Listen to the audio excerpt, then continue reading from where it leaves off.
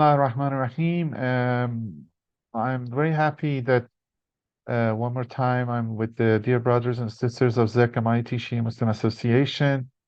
Um, Before everything else, I congratulate the coming up month of Ramadan, or wish Ramadan Kareem for everybody. I know it's about 1 week past, and then with the prayer that our fastings and prayers and all worships are accepted by God. We know we have in the middle of the month of Ramadan, 15 Ramadan, the occasion of birthday of Imam Hasan alayhi salam.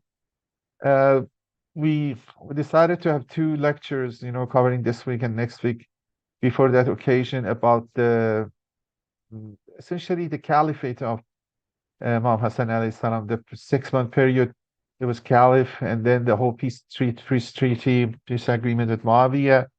And maybe next lecture, some more some material about what happened after that.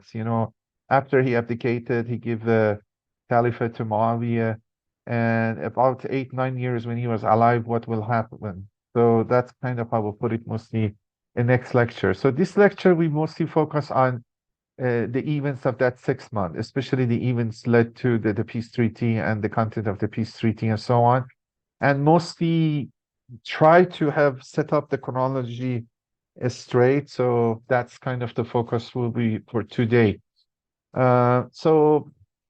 For the blessing, I start with this verse of Quran, verse 33 from Surah Al-Asab. إنما يريد الله ليذهب عنكم الرجس أهل البيت ويطهركم تطهيرا. Indeed, God desires to repel all impurity from you, O people of the household, and purify you with a thorough purification. The picture you saw is one of the last pictures maybe we have from Baqi Cemetery before being destroyed. That's what is the shrine of the four imams which were buried in Baqi was look like in 1927 or around that time, and the grave of Imam Hasan alayhi salam was inside that shrine. Now, as you know, all of these have been destroyed after Wahhabis get power in Saudi. And then you see this is also the kind of Imam Hassan is important for as the grandson of Prophet Muhammad and Sayyid al-Shabab al Jannah, the the doyen or the master of the youth in heaven. So this is, I think, the picture from Hagia Sophia Mosque in Turkey. So what we want to discuss about that 6 months, Imam Hassan was caliph, and he's considered not all, because usually many people when counting how many Rashidun Khalif we have, they consider only four. Abu Bakr, Umar, Osman, Imam Ali. But there are people, and for example, Suyuti, the famous Egyptian scholar, considers the number of the Rashidun Khalif five, and then consider Imam Hassan the fifth and the last, and then after that they consider Khilafah become Mulukiya, kingship. So, so we want to see a little bit the situation before the Imam Hassan, after the martyrdom of Imam Ali alayhi salam, Imam Hassan become the caliph. This map is around 58, sorry, 658, which is about the year 38 of Hijrah.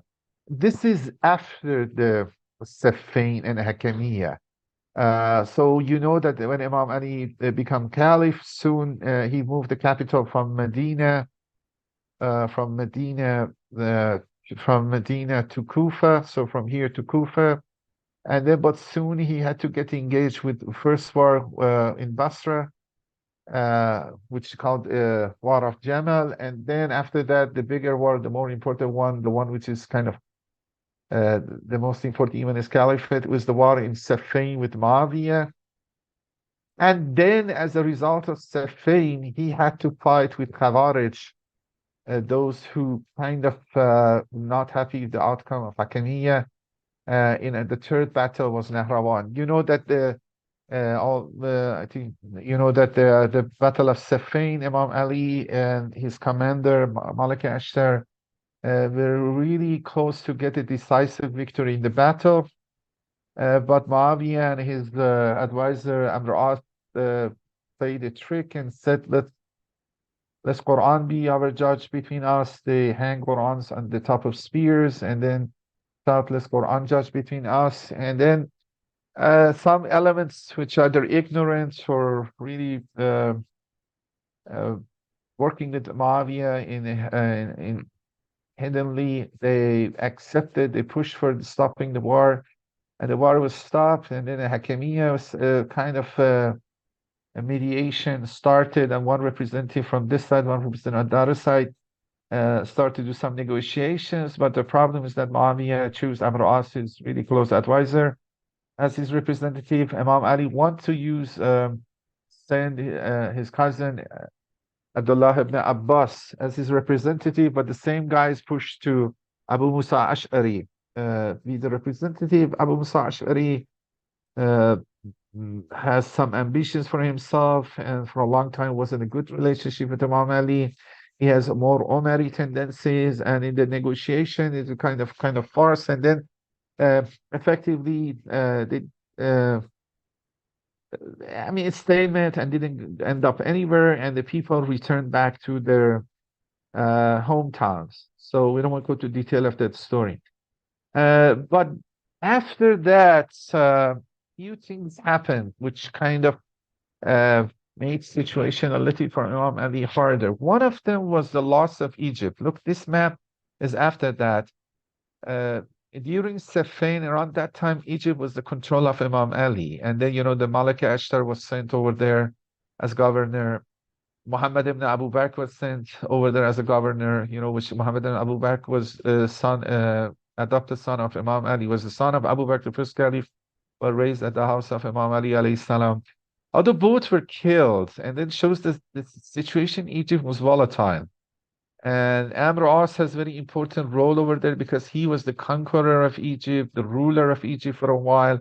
And Egypt was one of the most hostile to Osman. You know, actually the Egyptians really the main group rebelled against Osman, the third caliph, and I think they have the more decisive role in even killing him than Kufa and other people. But something over there was not easy. Things there are some ambiguity in the history too. But during this period, it seems by the martyrdom of Malik Ashtar Muhammad and Abu Bakr, the control of this province was lost and was controlled by Muawiyah, which is essential gain for him because this is the place much of the grain was developed and was very strategic. And historically, you know, there is close relationship between Syria and Egypt. You know, even the time of Joseph and Jacob, the brothers all moved to Egypt to get food or stuff like that during the famine, and also holding Egypt would put Muawiyah in a militarily, strategically in harder position, but gaining it, so things this reverse. So that's the first gain he had.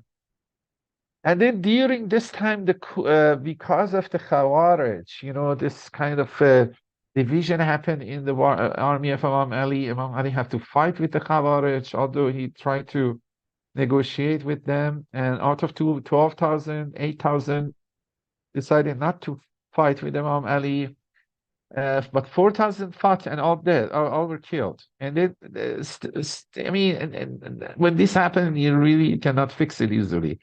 So is some bad blood is happening, you know, is inside your own camp, and then these 8,000 still are among the Kufa, among your soldiers are moving around. The families are there.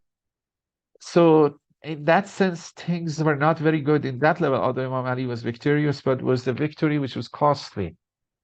And then the other thing Muawiyah started to do, which actually some of his echoes are reflected in Nahj al-Balagha, start to do raids.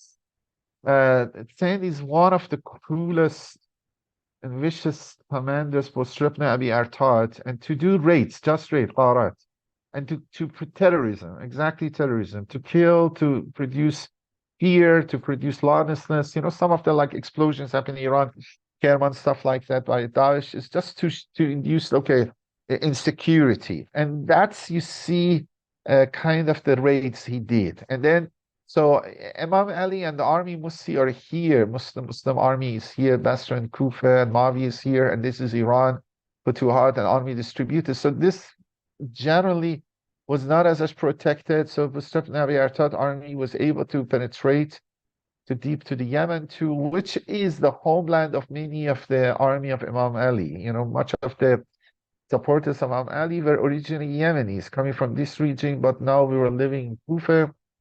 So this wasn't a very good, and that's the part Imam Ali really rebuked them, called them Ashbah al-Rijal, you know, shadow of men, why you don't defend, why you don't defend people, or that's the story you heard Imam Ali, that the story that they take some jewelry from out of the feet of foot of Jewish woman, and Imam Ali says that an honorable man, if he died from the sorrow of this loss, is not, he shouldn't be blamed. This is again in this period regarding this qarat, which kind of occupied the last 2 years out of 5 years of Imam Ali Caliphate.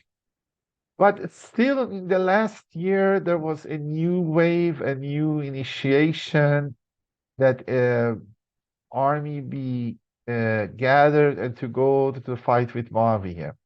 And remember, these are not professional armies, except a few. There are some units which professional. Imam Ali has a kind of security called Shurtat al-Khamis, maybe the order of 5,000 people, which is professionally there. Kufa, okay, mostly are military men, but it seems is a barrack. But it seems they have to come from other places and then to make them ready. And sometimes the units were dispatched to other places. So the last year, just before Imam Ali be assassinated and martyred, the move was to make a 40,000 man army and ready go battle with the Muawiya. And they're kind of, they're near the end stage of preparation, the recruitment, which inshallah in the end of Ramadan we are going to have some programs, and one of those programs with Dr. Nabil Hussein, hopefully we're going to discuss this in more detail. So the army was ready to go, and then this Imam Ali was assassinated by the Ibn Muljam, and kind of things halted.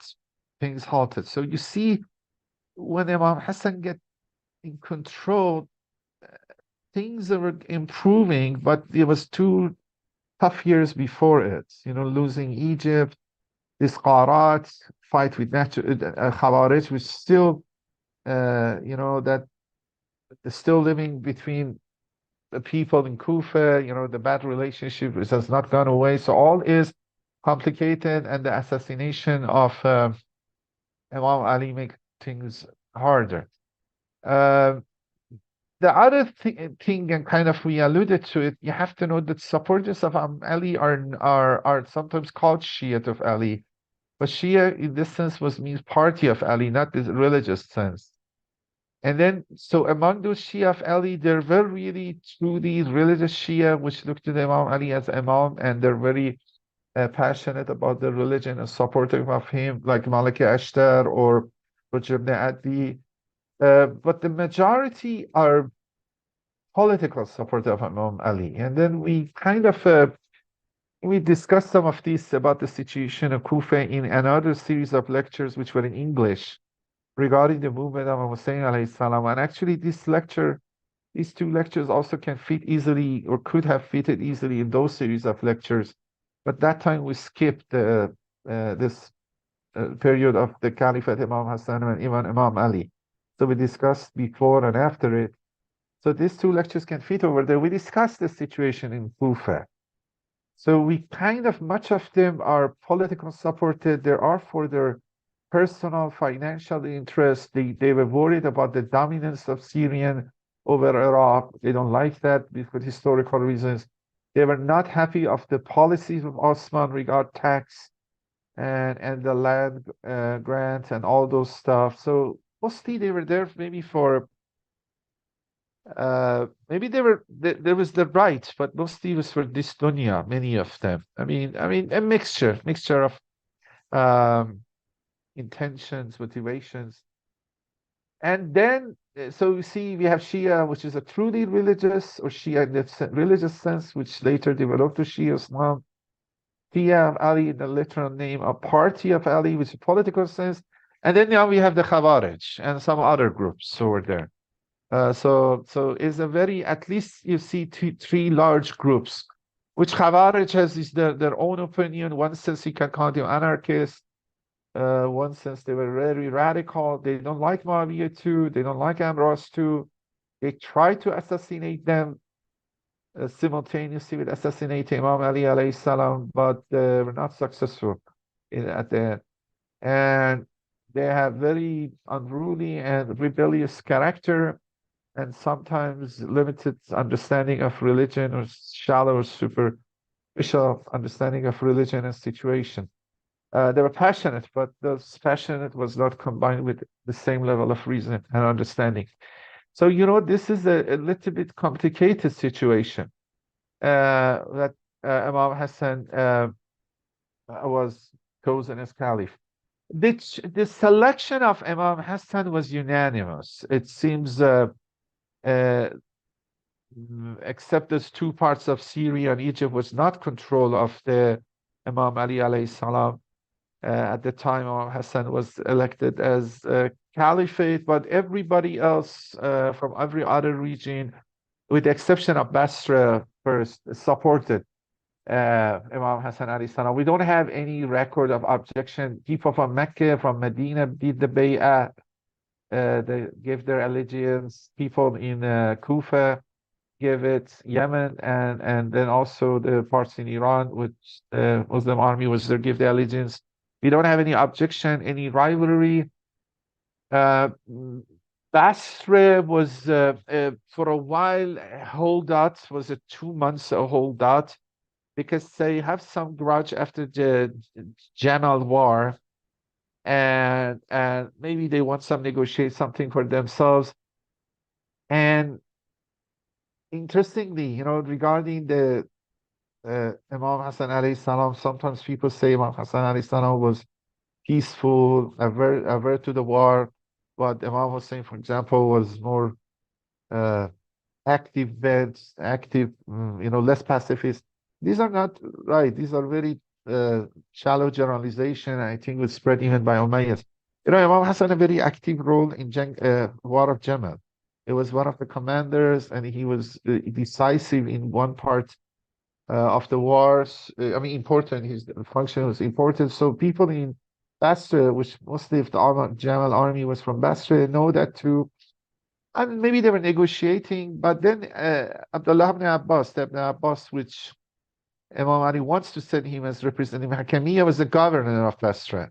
There are some a little bit uh, ambiguity here, but I think I agree. Some people, Ibn Abbas was the governor of Basra in the time of Imam Ali. Some people said just before the end of the period of Imam Ali Caliphate, there was some differences. He bought a slave girl from the Beit al-Mal money, and then Imam Ali rebuked him, and he kind of didn't like it, and then he left. They say that. But I think this is not match, and I was checking other people and some writing. It seems he's there still in the time of Imam Hassan. He still is the governor of Basra and keeping Basra for Imam Hassan. It seems his activities, uh, uh, at least at the end, persuade the Basrans give allegiance to Imam Hassan alayhi salam. There is a letter ascribed to him, a very detailed letter to Imam Hassan as the governor of Basra. So we have a letter. That letter also is embellished a little bit, give too much. He's advising Imam Hassan, maybe right, but some of it also, I think, is too much boasting his wisdom and position, which may be the work of Abbasid. So the essence of the letter may be true, but in the Abbasid period, maybe they did some additions to it, because Abbasid get the legitimacy or the lineage through him. Uh, uh, at the time of, so all the cities agreed, and then especially historically and even till now, the two Haramain, Mecca and Medina, are very important for the selection of Caliph. Kind of those two cities have a decisive role. And then because the Sahabas were from there, most of the well-known Sahaba, historically Sahabas, these are the two cities Prophet was there in it, and Sahabas lived over there. Imam Hasan himself and Imam Ali were living in Medina for a long time. At the time of Imam Ali, we have occasions Imam Ali asked or witnesses among people. So some of these recorded. We have, it seems, 70 Sahaba, companion Prophet, who participated in Badr, among 313 member of Badr still were alive and were the part of the supporters of Imam Ali. They were in Kufa, they were part of his army. So 70 Badri, or about maybe 600 that who again bay'ah with the Prophet in the Sulh al-Hudaybiyah in the sixth after Hijrah, was among the army of Imam Ali. So very many of those Sahabas were there. 400 other Sahabas were there again in Kufa. So huge number of those famous or recognized or important Sahabas of Prophet Muhammad were still alive.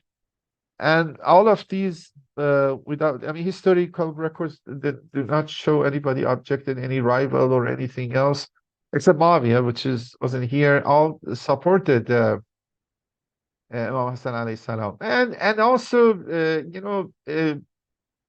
although Imam Hassan alayhi salam was a junior rank, when he was himself very young at the time of the Prophet, he was born in the year third of Hijrah.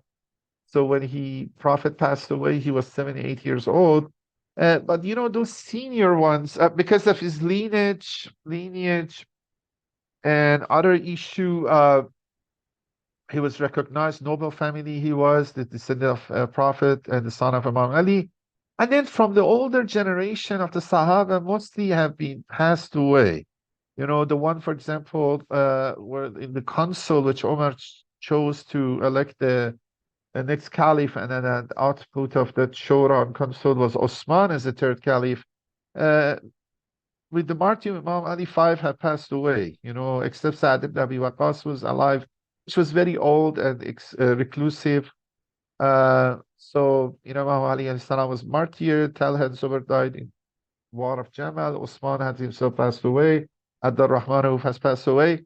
So, if you look at objectively, historically, there was not much rival from the first generation of Sahaba. And the second generation, the younger ones like Abdullah Abbas, Abdullah ibn Umar, uh, sons of Zubair, none of them was first the recognition, the lineage, the nobility, Imam Hassan to be rival to him. And the other thing is this.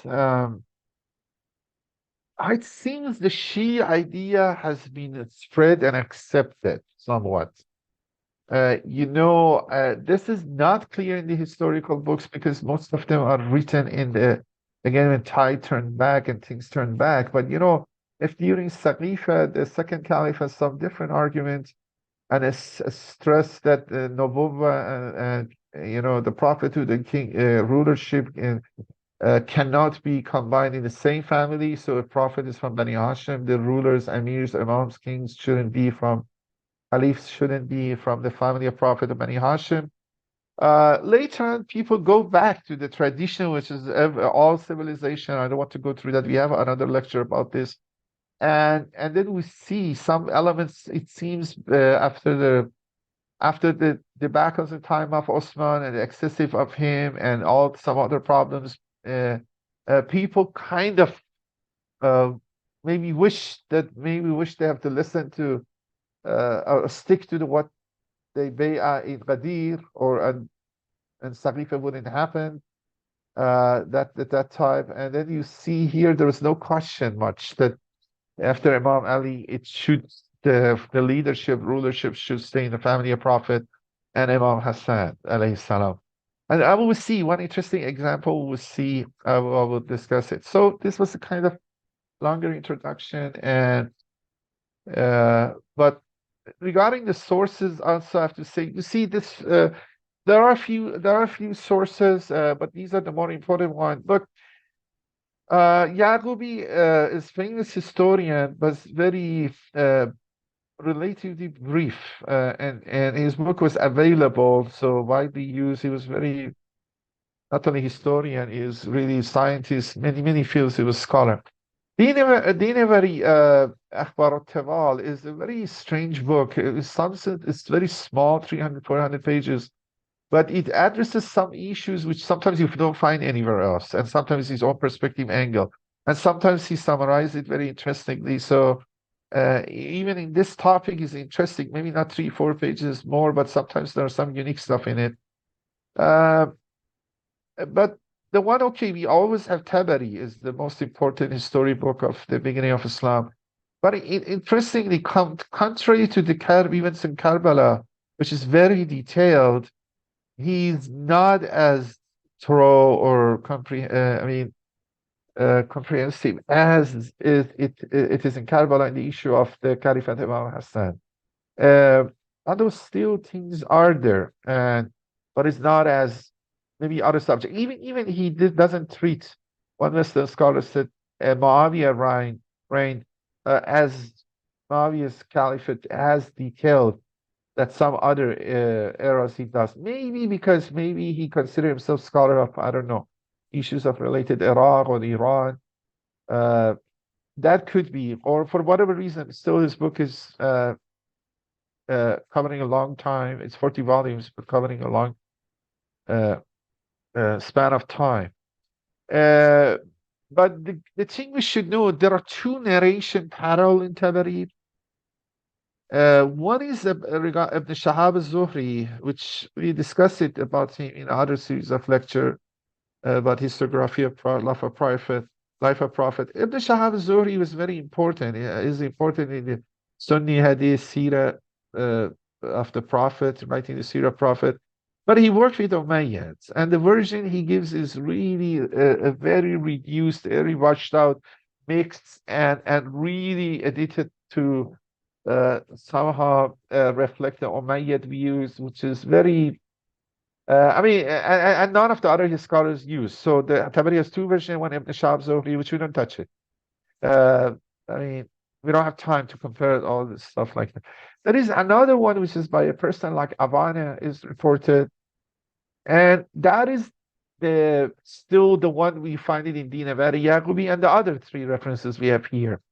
More or less, all six have that version. Abana narrated in Tabari, but from different sources with some details and some chronological order different, which still sometimes makes it hard. There are some ambiguities too. We have to sort it out. And I benefited a lot by the book by, I forgot to put the slides, The Origin and Early Developments of the Islam by S.H.M. Jaffrey. Still, I think it's the best book to really in English academic. Was this thesis in 1960s.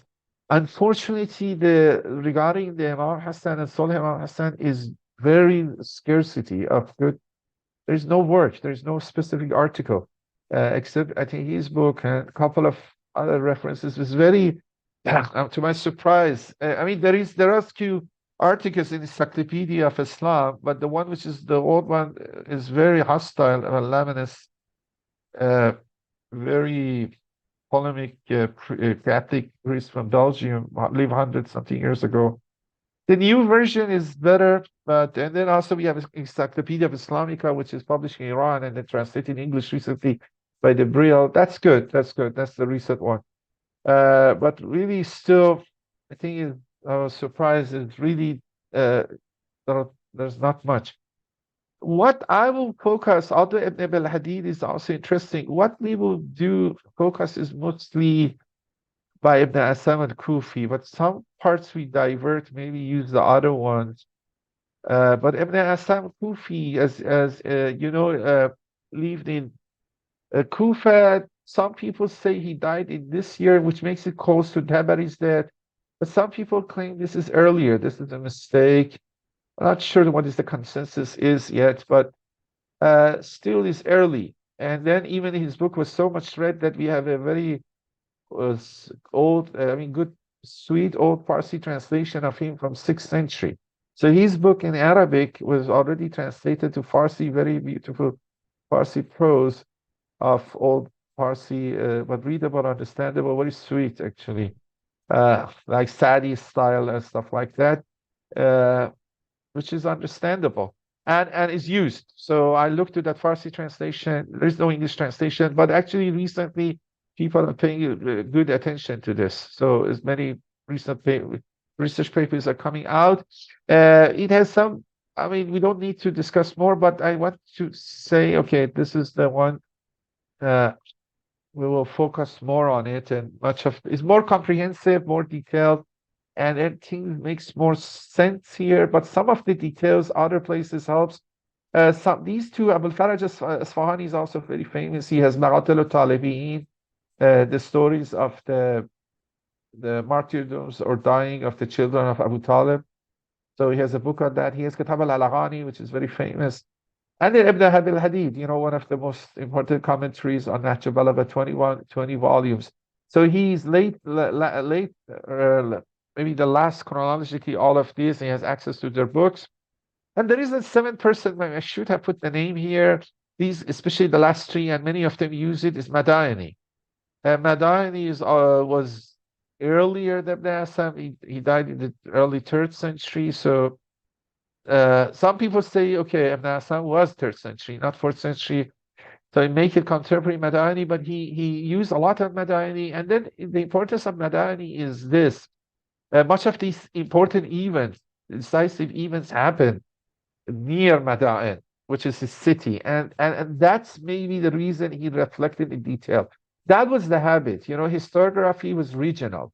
If you are, for yourself, from Iraq, you usually become expert from the history of Iraq, like Abi Makhnaf, because people from Iraq, your grandfather, your old uncle, the other guy, the region, the people. You is your city. You want to know about it, your land, to ask about it. And if it's Syrian, about Syria. So that's, and then also a genre was developed that people write huge history books about the history of the city. We have Tariq ibn Asakir about history of Damascus is about 84 volumes, huge, huge. And he talks about anything. Anybody somehow come to Damascus. Even he talks about Imam Hussein, because unfortunately the head of Imam Hussein was carried to Damascus to the court of Yazid. He talked about Imam Hussein, but using this occasion to mention it, but he has from the old ancient Israelite prophets about Damascus to anything. So those city histories were popular. So Madaini, maybe that's the reason he worked more, and it was earlier. He was earlier than many of these writers, and he wrote a lot about it, and these other people used it. I'm not sure his book alone has been survived. That's so maybe the reason is mostly the discussion is not directly from Madani, but from the quotation of these people from Madani, especially Ibn Asam and also Tabari. Ibn Baladi quote a lot from Madani, more than maybe even Ibn Asam. Ibn Asam used Abi Makhnaf too. So Abi Makhnaf we should mention too, but Abi Makhnaf, we know his book didn't survive. So for example, recently his narration from Ashura was put together by Ustad Al-Gharavi. Okay, again, now look, so one of the things is this. So we start from the occasion that Imam Hassan now is chosen as caliph, and people made bay'ah with him. And there was a custom that the caliph, after the bay'ah or after being chosen a caliph, give a talk, give a speech, which is Abu Bakr did it, and from that onwards, the caliphs have done. And then I didn't find full English translation of it. There are a little bit different versions. One different version I think is they say is about this talk. Maybe it's mostly about the burial of Imam Ali, because these two happened very close together. Most probably first the burial of Imam Ali alayhi salam happened, and then there is a eulogy which Imam Hassan gives from Imam Ali, And then this is the occasion a couple of days later, he's chosen as the new caliph and give a talk, a speech regarding that. Some people mix those two. So I prefer, I mean, that's famous. You can find it. That has very lofty sentences about Imam Ali. But this one is a little bit different. So I prefer mention that, this is the Arabic one of it. So essentially, it says, uh, the interesting sentence here, which I want to emphasize, he says after Imam Ali passed away, Raziyallahu anhu, this is from Ibn Asam Kufi. إلى سبيل الله اجتمع الناس إلى ابن الحسن. The people gathered around his son Hassan فبايعوه ورضوا به, means people did give allegiance to him, and they were satisfied with him. And بأخيه الحسين من بعده. This is interesting. If this is true, because Ibn Asam has some Shia tendencies, maybe some Sunni scholars dispute it. But if this is true, exactly this is the point I'm saying. The whole idea of imamah was established. So it says they first give bay'at allegiance or bay'at allegiance to Imam Hassan, and then with the idea after Imam Hassan, the next caliph will be Imam Hussein. So this is the sentence we have Ibn Hassan. But then Imam Hassan started to give them a talk in the Masjid al-Jama al-Kufa. He went top of the pulpit and then praise God and then says, is interestingly that the English one is very brief. I can read the English one, but then a little bit look to the Arabic one point. The English one I didn't find exact translation. I have Farsi translation, but still I don't think it helps. Let's read it from the Arabic one. But the early part of it is interesting. First, you think is general moral exhortation, which may be true, but how much is related to the political context, first is not clear. But then you will see it is. Dunya dar al balal fitna. Dunya. This word is the world or the house of testing, hardship. And then كلما فيها فاعل إلى الزوال والإسمحلال. Anything in it would decay, would not last. قد نبأنا الله عنها التي نعتبه وتغدى علينا فيها بالوعد. And then he says God has let us know about this, be aware of it, and then to be more not to be too much attached to it, not to be attached to it, more interested on what is remaining, that is hereafter, fearing God in open and in hidden, sir alaniya, when in front of other people or when we are alone. So these are the early moral exhortations. But then is added ala wa qad alamtum anna amir al-mu'minin aliya rahmatullah hayyan wa mayyitan asha baqadar mat ba'ajal. Then it says the characteristics of Imam Ali alayhi salam, how he was helping people, or how he lived. The Persian one is a little more detailed. You see the situation of Imam Ali is not hidden for you. How he was nice dealing with people, how he was patient to dealing with you guys. When he's living, when the time was living by among you guys, with you guys was very kind or lived nicely. And then what is this? Ajal came, when the time came, he has to leave. He accepted Shahada, and when he left his family among you. And then Imam Hassan says, so this is the political part. إِنِّي أُبَايِعُكُمْ عَلَى تُحَارِبُوا مَنْ هَارَبَتْ وَتُصَالِمُوا مَنْ صَالَمَتْ. He says, I'm okay, you are giving allegiance to me, and I'm doing bay'at with you guys, but with the condition that I fight with somebody, you have fight with me too. And if I peace or I get peace agreement, I stop fighting or Salimu with somebody, you also make peace with that person. So don't go ahead of your imam. And then people said, وَقَالَ النَّاسُ سَمَعْنَا وَأَطَعْنَا, and we heard, when we obey, and we are ready to follow you to our death. But first you think this early part, how it is related to the latter part, but is it so general advice, ethical advice? But I think this is related because that's exactly the problem Iraqis had. The whole attachment with this worldly matter. The majority of the army were political Shias. They're more looking to financial interests. And then this is the part I think Imam is advising them, look, you have to look what the hereafter, what is remaining, if we're fighting Muawiya, have hardship or stuff like that. And then the other thing is that, uh, besides some group of them were reluctant to fight, at the time of Imam Ali, when Imam Ali encouraged them to fight, is figurative, it's not literal, but they said, oh no, it's cold, let's become warm, we go fighting. When we become warm, Imam Ali said to them, okay, let's go fight. They said, no, it's too hot now. So besides they were reluctant to fight, but there are also other groups which were radical. That's Khawarij, So the Khawarij were anarchists or too radical or too really happy trigger to go to the fight. So that's exactly, I think, addressing the two main groups of his supporters, which not technically religious Shia to listen to him. So let me go faster. Actually, this is even in the whole occasion of Bay'ah is seen when after Imam give the talk and choose the Khalifa, and this says, I'm making Bay'ah with you.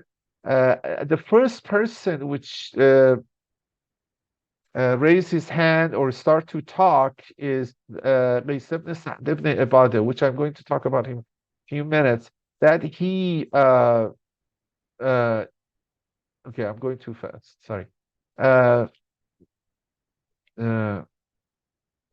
Yeah. Look, Bays ibn Sa'd ibn Ibadah Ansari, which is a very important supporter of Imam Ali and a trusted commander of his army, was the first to pay homage to Imam Hasan alayhi salam. And the 40,000 troops of Iraq who had sworn allegiance to Imam Ali and ready to come fight Muawiya also kind of give their allegiance to Imam Hasan alayhi salam and said they are ready to fight to the death. Look, I will discuss this case in a minute, but interesting, during this ceremony of giving bay'ah, sometimes the people state a sentence, I bay'ah with you with this condition. Imam Hasan said, for example, I bay'ah with you people that you come with me, fight. When I fight with somebody, fight with me. If I make peace with somebody, we make peace accept the peace. Don't to be more, because those after Hakimiyya, they start kind of blame Imam Ali. Imam Ali become kafir because he accepted Hakimiyya, didn't continue to fight, which they themselves were the people pushed Imam Ali to stop fighting. But even during that, Space wanted to put a phrase among the condition of the bay'ah that is we fight with the enemies of God, means Muawiya. But Imam Hasan stopped him. He said, look, the condition of bay'ah is that I followed Quran, I followed the Sunnah of Prophet. If I follow the Quran and Sunnah of Prophet, it is there. So this type of argument he used to not adding any other phrase in it. Now, regarding Bays ibn Sa'd ibn Ibadah, I kind of maybe I skipped this slide. Okay, I put it later. But let me say it here, because among the companions of Imam Ali alayhi salam, we know Al-Malik Ashtar is the most famous one. Ammar is there. Muhammad ibn Abu Bakr is there. These are usually famous ones. I think this is this kind of the same rank as Malik Ashtar in some sense, or Ujib Adi. And then he plays a very important role in this caliphate, Imam Hasan alayhi salam. First, okay, his name says it's Ansari, but he was from Khazraj. Actually, he is the son of the chief of Khazraj, Sa'd ibn Ubadah. And then the Sa'd ibn Ubadah is important because essentially Saqifa Bani Sa'ida, which with the word Saqifa come from it, is the gathering place of Sa'ida, was his gathering place of his tribe, near his home. So he was the leader of Khazraj. which is the bigger tribe in Medina, bigger than Aus, and the mother of Prophet Muhammad was from Khazraj. So Prophet Muhammad has some more connection to Khazraj. But exactly, it is the place they gather to decide what will happen after Prophet Muhammad has passed away, because they heard Quraysh is not going to accept Imam Ali as the leader. They have own plans. And then Omar had spies and heard about it, and this Omar and Abu Bakr and Abu Ubaid Jarrah decided to storm storm the meeting or getting to the meeting, and then during that they kind of bayat with the Abu Bakr, and then but some dispute happened, a stampede happened. Actually, Saad was sick, and instead of sitting, mostly lying, and then it stampede him, and a very chaotic scene. And after the group become caliphs, they exiled Saad. You know, they forced the Saad, the leader. I mean, look, this is a question we can ask to the other side. Look, oh, what kind of bayah is that the leader of Khazraj, leader of Ansar, is exiled? After this bayah? So he was exiled from Medina, and then later on he was assassinated with the arrow. Uh, Maybe poisonous arrow. And so they were not sure about him. He was influential. They were worried about him. So not only they exiled him, they assassinated him. And then they said the jinns killed him. So this is his son. So he's very influential in Medina. And then you know that the whole period of the three first caliphs, the Medinan Ansar, which all helped Prophet Muhammad, but disenfranchised. You know, they really have all they all those sacrifices, those supported all Muslims, Muhajirin. They didn't have really any share in political power. There were sideshows, there were sideline, very minor ones, couple of minors of them get positions, but not at all in time of Abu Bakr, not the time of Usman. A few of them, not many important one in the time of Umar. This 25 years, which Imam Ali also was sidelined and sitting in his house, the same was for Ansar. And actually, after Imam Ali, this after Imam Ali become Caliph, you see the first time the Ansars are getting some positions. They are put governorships, military commanders, you know, like Usman ibn Hunayf, Sahl ibn Hunayf. Besides some of the Quraysh, some of Muhajirin, the Ansars is the first time after 25 years they get some position. And among them is Qais ibn Sa'd ibn Ubadah. And Qais was actually the first emissary of Imam Ali to Muawiyah before. And these are little stories, we don't need to go. Uh, Even he was considered to go to Egypt, or he maybe first went to Egypt, I think. Then he was replaced by Malik, which again, Malik was poisoned, and then replaced by Muhammad ibn Abu Bakr Malik. And then he was killed, Muhammad ibn Abu Bakr. And actually, Qais was more a kind of more softer skills of negotiation, persuasion, stuff like that. Or those that appeared among Ali. So, but anyway, so Grace is an important person in the stories which Grace ibn Sa'd ibn Ubadah, Khazraji, and Sari is an important person in what we are going to say. The other person which is important, and later on I will go through it, is Ubaidullah ibn Abbas, brother Abdullah ibn Abbas. I mean, the cousin of Imam Ali, cousin of Prophet Muhammad, but the younger brother, Ubaidullah ibn Abbas, uh, which is the second person. You know, the other personalities are there, but you know, too much crowded. It's hard. So we focus on these two, kind of build the story around these two. Uh, so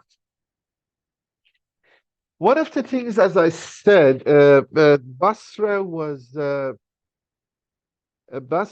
little bit reluctant to give a. I think Hassan, the first 2 months of this caliphate, didn't do a very move against Muawiyah. Wait to sort things out in the Kufa and Basra, and then maybe collecting taxes, gathering the army. You know, the army to be ready to go out, something like that. Uh, is a little bit, things are not 100% clear, but it seems it's like that.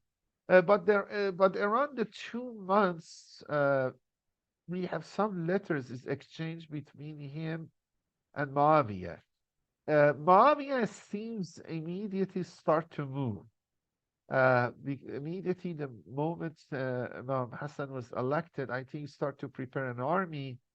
At the end, we'll see the army of Imam Hassan was about 40,000. Army of Muawiya is 60,000.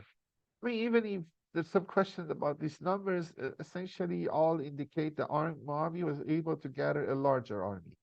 But this necessarily is not necessarily mean he was better if the war happened. Which one is better quality or what would the outcome was? But at least at the first level, he had the upper hand in the number of army, and then and he didn't have all other those problems which before that was there. Other Imam Hassan also did something to this army be more happy. They paid them there was a raise in the money the stipend these army people receive, or I don't know Qatar. So these details are important. So he start to pay them. Maybe the money was collected, uh, so make them a little bit more ready and inclined to do the job. A little bit, I think there was a race over there. So this stuff are important too.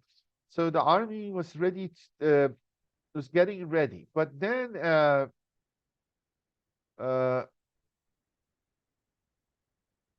then,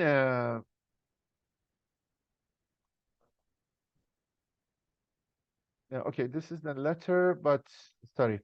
Then Imam Hassan, it seems when he is ready, start to send a letter to Muawiyah, kind of uh, the the same situation that Imam Ali sent to Muawiyah and come accept my caliphate is because but Muawiyah said no, I will not accept until you give me those who killed Osman.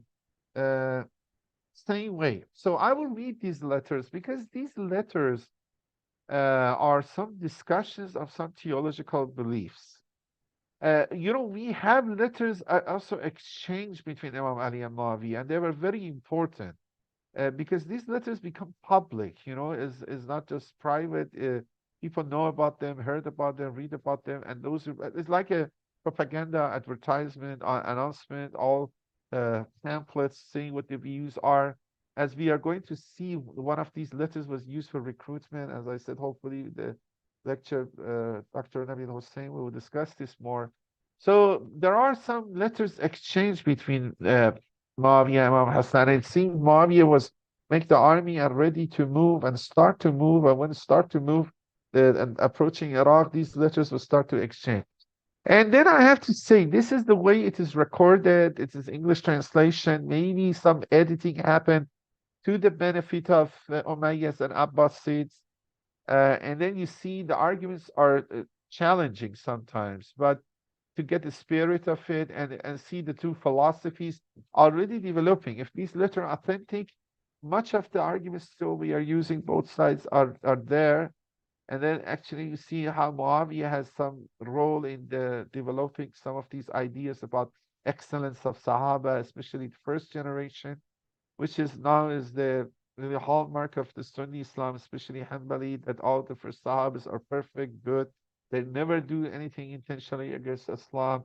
Ten of them are Asharatul Mubashara, that they are promised heaven already, and the other ones are really blameless. They're always good intention. So you see all the seeds of it. You can see the letters of Muawiyah. Although I know time is going, but I I'm okay. I mean, I would, anytime Masala, you want, we can stop. Although I want to go a little bit further, maybe 10, 15 minutes, and then stop. Then if question, we go to I question. think you can go on. I'm not sure if there will be Much lots question. of Okay. questions. Maybe Sure. go another 15 minutes, 20 minutes, and then we leave Sure. 10 minutes at the end for Q&A. Sure. Sure. Let me And take then, this opportunity. If there's any question, you can raise your hand and discuss it yourself at the end. Yes. sure.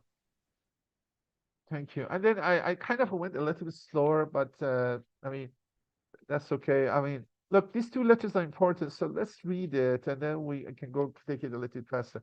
So this is the first letter Imam Hassan wrote. Maybe it's part of. We were shocked to see that some people snatch away. This is the latter part of it. So, and then this is the part which talking about caliphate and what happened earlier. And that's again the letter Imam Ali wrote, and then we're going to inshallah discuss it in later Imam Ramazan. Explicitly, the history of caliphate is reviewed. And this is important. At least those some of the Sunnis, other people say, oh, there was no Shias, there was no differences. These ideas were developed later after Mukhtar or by Abdullah ibn Sabah. No, you clearly see in the letter of Imam Hasan the whole differences about caliphate and what happened in after Saqifa is explicitly mentioned, but in a polite and subtle way. And then, okay, we were shocked to see that some people snatch away our right from us, even though they were men of excellence, virtues, and merits, and the foreigners in Islam reference to the person of Caliph. So you see, this is a very polite way I'm putting it, that these are our rights, although those three, okay, we know there was Sahabas, but this was our rights. And then, there is a limitation that Imam, what he can say. Imam Ali had it because much of the army is not religiously Shia, and they believe in the three first caliphs. That was a divisive issue, and Muawiya was using it at both the time of Imam Ali and here to the issue of the opinion of people regarding those first three caliphs, especially the first two. The third one, okay, unanimously, the army of Imam Ali don't like the third one, but the first two wasn't the case. The majority of them were admired them and supporting them, and Muawiya always wants to place the wedge. Uh, but you can see here still Imam Hassan says that, okay, look, I was right, and those guys kind of ignore it. But now, what a great but Imam Hassan kind of continues, means that, okay, that passed, but what about you? Who are you? But now, what a great astonishment and shock it is to see that you, O Muawiya, are attempting to accede to a thing which you do not deserve. You do not possess any known merit in religion. You don't have any, merit is clear in English, maybe I read it just. Don't have any trace in Islam or sorry in Islam which has ever been praised. You were not pioneer of being Muslim. You didn't do anything religiously, and then you just actually, on the contrary, you are the son of the leader of the opposition party from the party's issue of the Janga Ahzab, which Abu Sufyan really was the leader of this Khandaq, which is the battle of beaches or something like that. He was the one sponsoring it. A reference to the confederacy which under Muawiyah's father Abu Sufyan made the last united effort to crush Medina. You are the son of the greatest enemy of the Prophet from among Quraysh.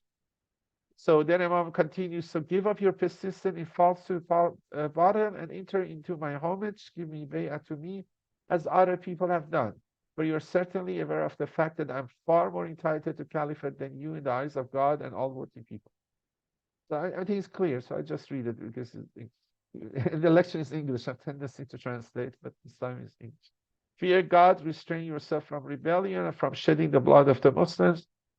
For by God, there would be no good for you to meet your Lord with the responsibility of the blood of the Muslims. And you see in Naqatul Talibin, Ibn Asam, Ibn Abd Hadid, all three have mentioned this. But Muawiya answers, and Muawiya, is ready and kind of tricky. And then puts some lines of argument, which is interesting. Sometimes interesting not means good, but, some kind of secularism is here. And again, separation of the religious dimension and political dimension, stuff like that. Then he's like that. Look, I'm not here to discuss these letters, but I know there will be questions or worth to have lectures about them in detail and implications and answering Muawiya. But whatever you said about the excellence, he plays really smart. Look, whatever you said about the excellence and merits of the Prophet, he was indeed the most excellent among all men, before and after him, past or present, young or old. Indeed, God had chosen Prophet Muhammad for his message, and through him we received guidance.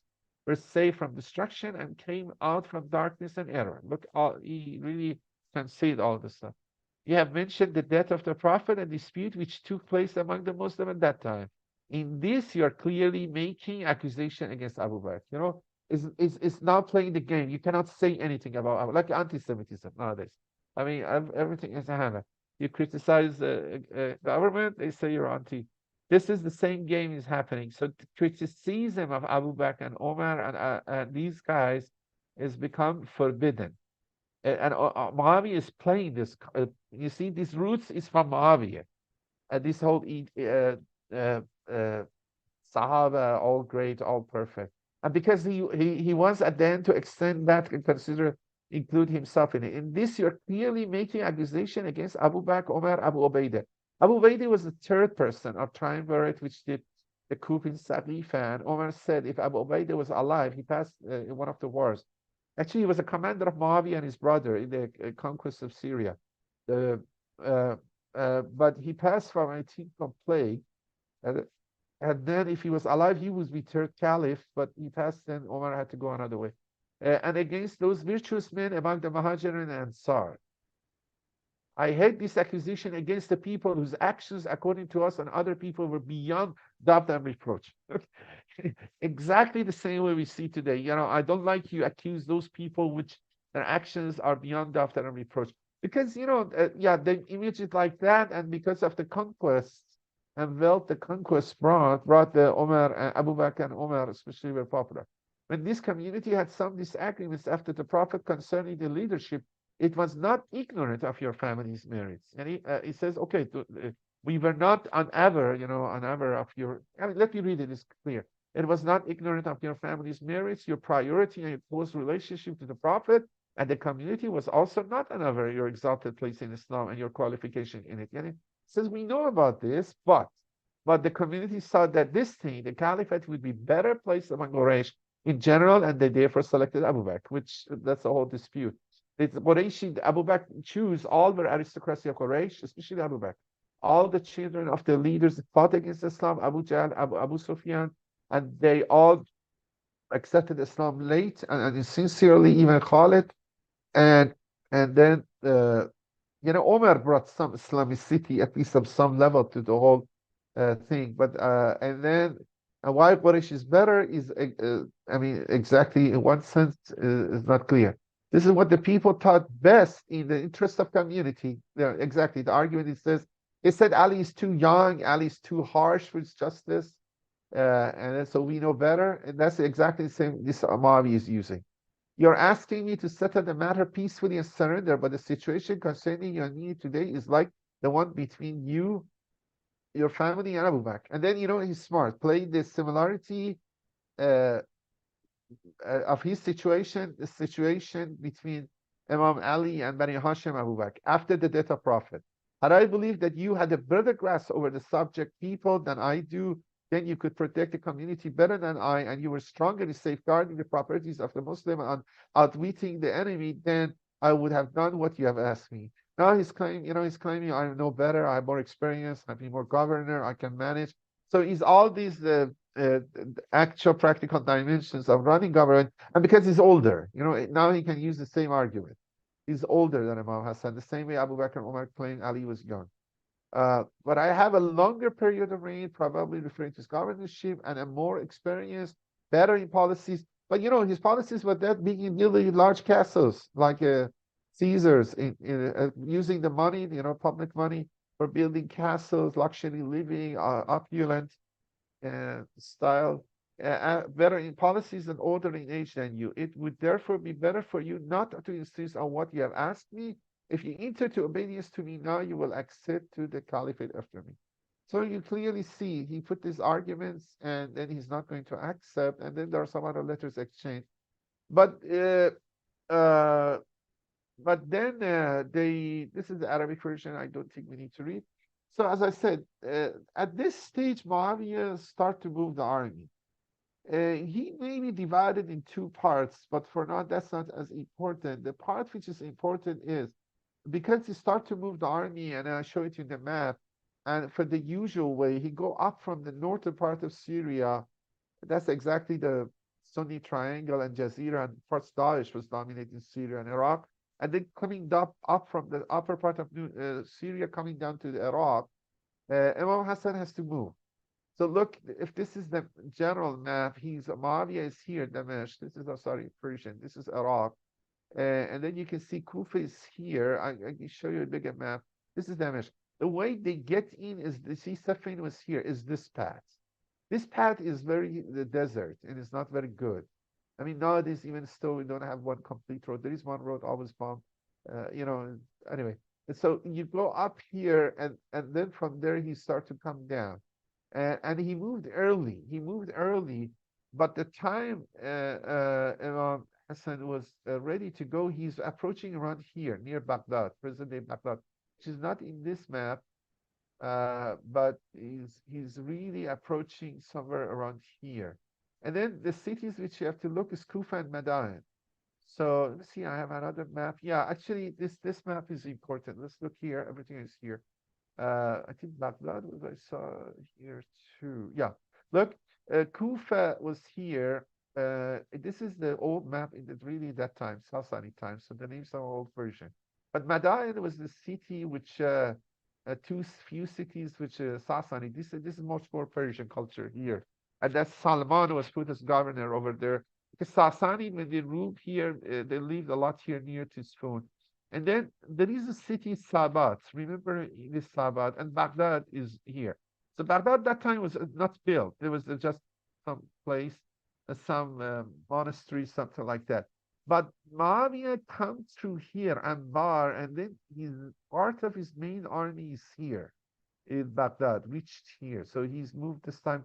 Last time you see, Imam Ali was his morning domain. Safain happened more inside the domain of Kutra Muawiyah, but this time he's in Iraq. His army is in Iraq. Imam Hassan sent divided army in two parts. I think one part was more ready. That's my guess. As out of 40,000, there was one guard, 12,000 ready. And I think this 12,000 was ready to go and organize from the time of Imam Ali. At the time of Imam Ali, when it seems, that's more certain actually, Qais ibn Sa'd ibn Ubadah was the commander of the 12,000.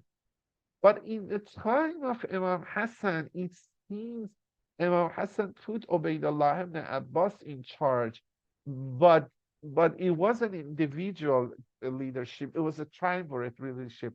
Ubaidullah with Qais ibn Sa'd and a third person, Sa'd ibn Qais, the names are reversed. That guy is important too. So it seems Ubaidullah, which is cousin of Imam, relative and to Imam, it get the it was the commander. This is ambiguity here a little bit, but I think that's the only one settled it that at the time of Ali, Imam Ali, Qais was the commander of the 12,000. Then Imam Hassan put Ubaidullah for different reasons.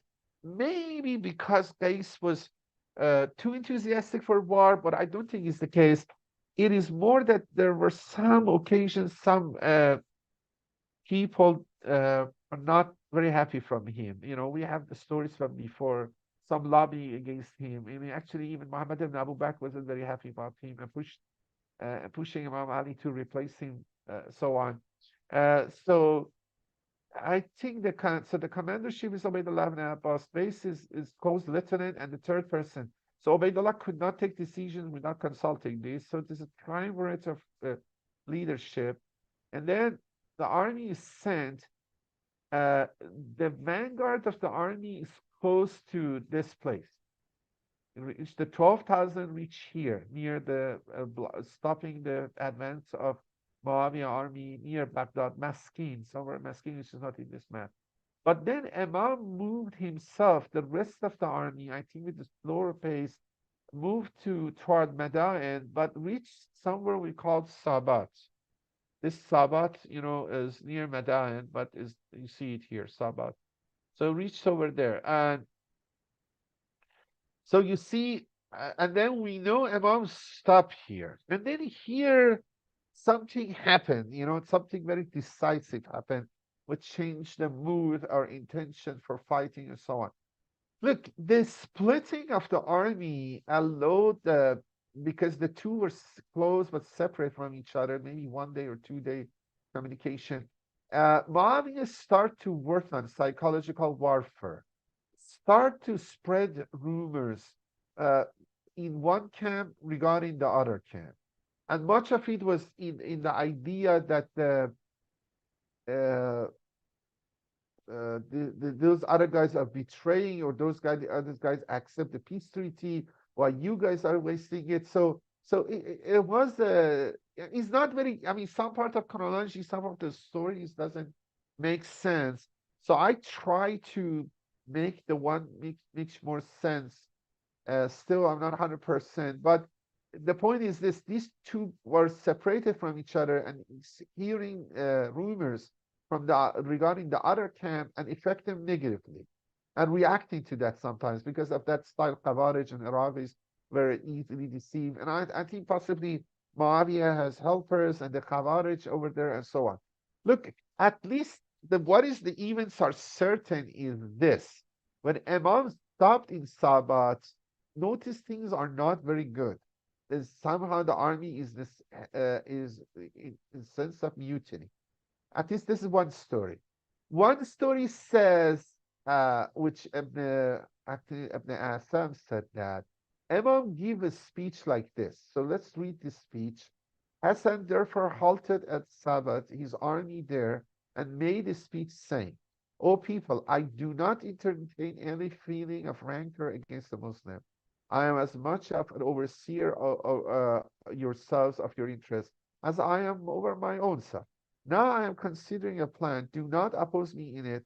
Reconciliation disliked by some of you is better under the circumstances than the split that some of you prefer, especially when I see that most of you are shrinking from the war and are hesitant to fight. I do not therefore consider it wise to impose upon you something which you do not like. This is the Arabic. But the point is this: this speech, okay, what they say is that this speech caused the people thinking Imam Hassan wants to make a peace agreement, which kind of they're not that off. If this is the really the speech, maybe this is the case. But I personally doubt this speech is given at the time Ibn Asam thinks, or is the cause. This must be the effect of what has happened, and then as a part of that speech. So what happens is this: after this speech, at least Ibn Asam claimed, these people in the army of Imam Hassan get upset. Maybe the Khawarij, which have they only wanted to fight, they were radical. They want to fight with Muawiyah, and then notice Imam Hassan maybe want to make a peace agreement from Muawiyah. In the same way, they didn't like Hakamiya from Imam Ali, they didn't like Imam Hassan peace agreement, they rebel. And they rebel, they mutiny, and they attack the camp of Imam Hassan, the tent of Imam Hassan. Imam Hassan alayhi salam get the help, at least this we are certain. Everybody said they attack, they even enter the tent, they remove the carpet underneath of him, they ransack the clothes, they remove everything. And then Imam Hassan called two of the tribes, which Rabi'a and Hamdan, to help. And Hamdan is from Yemen, and the Houthis today are from Hamdan.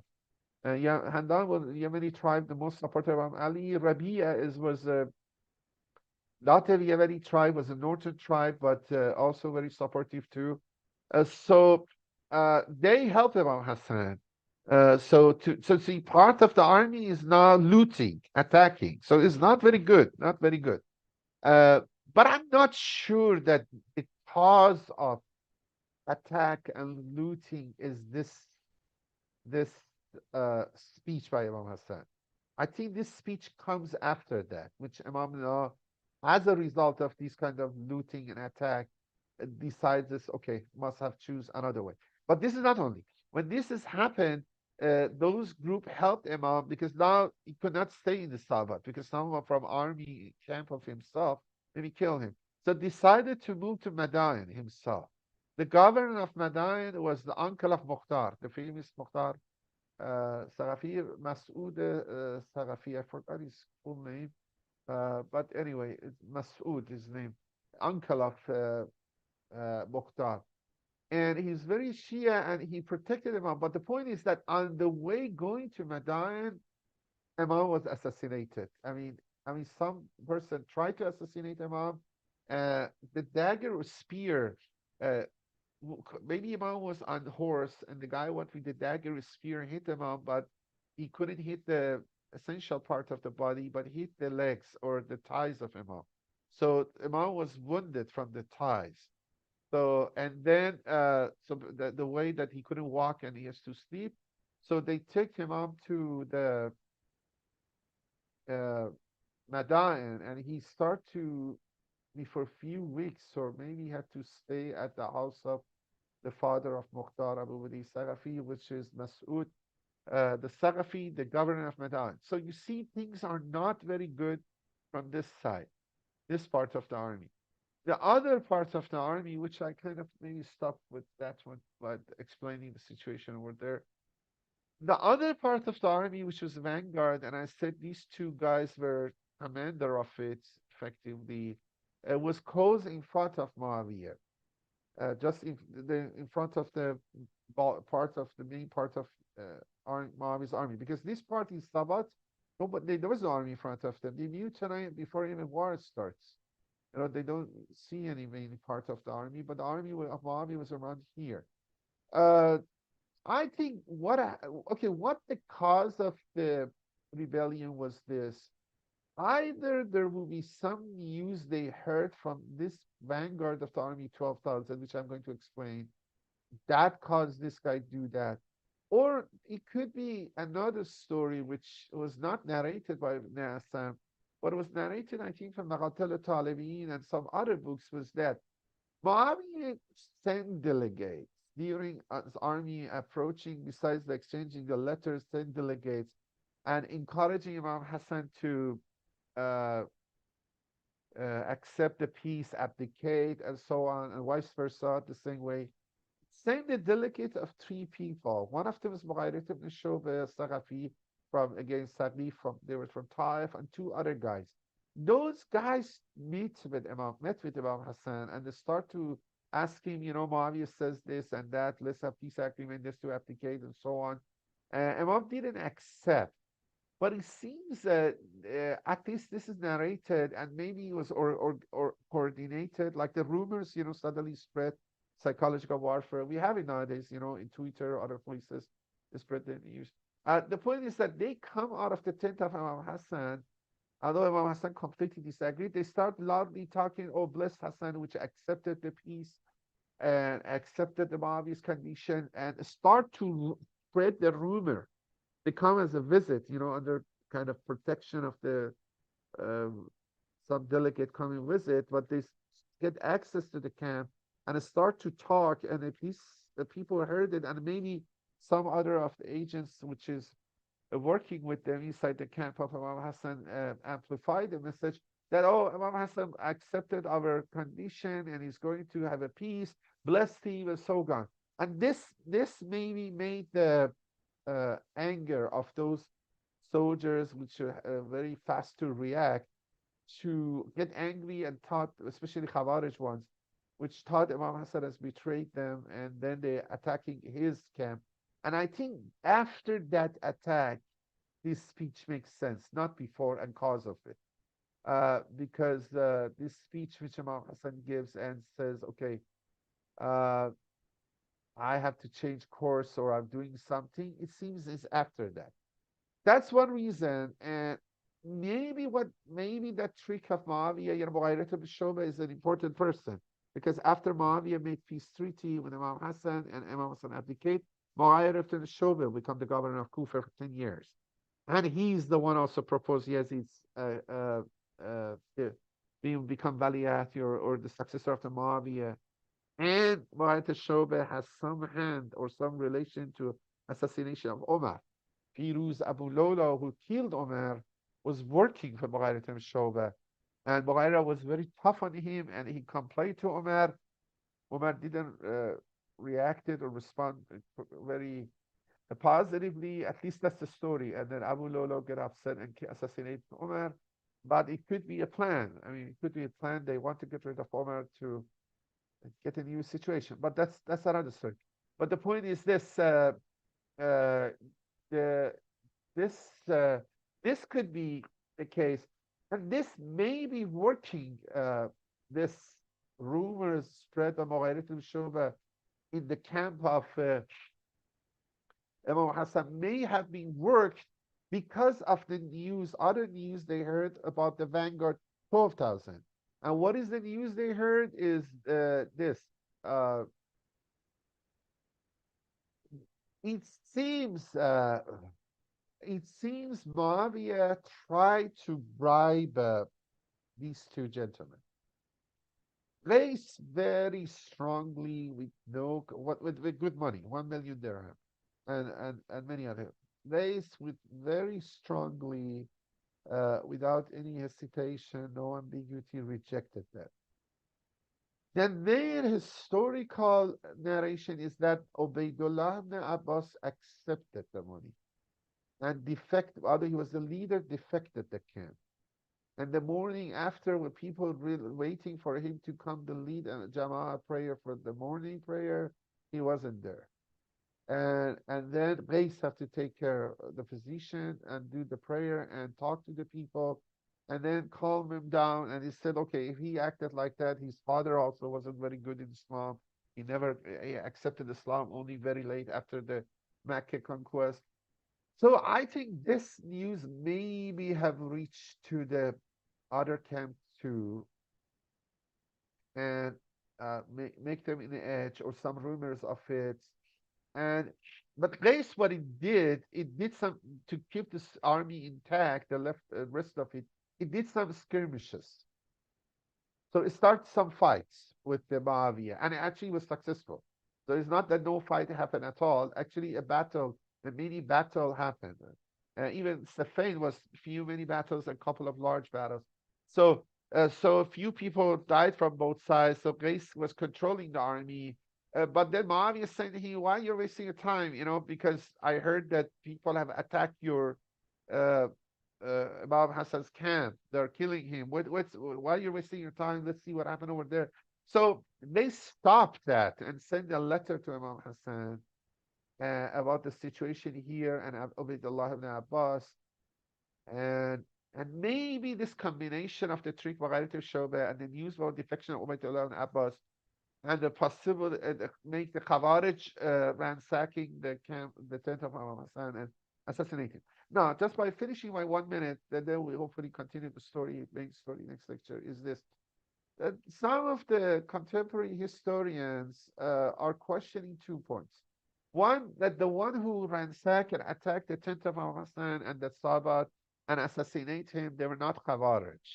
They were really collaborator of Muawiyah.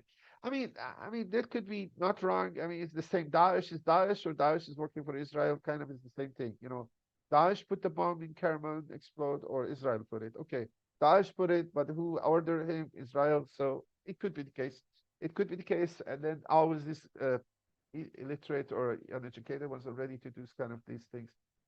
The other one, which is also disputed, is really whether Ubaydullah ibn Abbas defected or what condition. That's like the first one I accept. The second one, arguments are very convoluted. At the end, they have to accept really Ubaydullah ibn Abbas accepted 1 million. That's, it seems, not disputed. And then they want to justify he wasn't a bad man, was not defective, but it's very hard to explain it. So I'm saying there are some contemporary researchers in Iran or other places are discussing stuff. I'm really thinking Ubaydullah Abbas does the defection, and that's very bad effect on the whole spirit of the army. But Qais tried his best to keep the army intact, the 12,000 in the front, but then the 28,000 back, the southern front, which Imam Hassan was, ransacked his camp, tried to assassinate him, and we are at this situation. I'll stop here, and inshallah we continue next lecture to the Peace Act event and its contents, and maybe the afterwards. Very thankful for your patient attention, and then maybe I finish with this verse. I don't know. I usually, it's a good advice to us. Whatever we can do the path of God, we should do it. قل إنما أعظكم بواحد أن تقوموا لله مثنى وفرادى. So I stop here. If any question, I would be very happy to answer.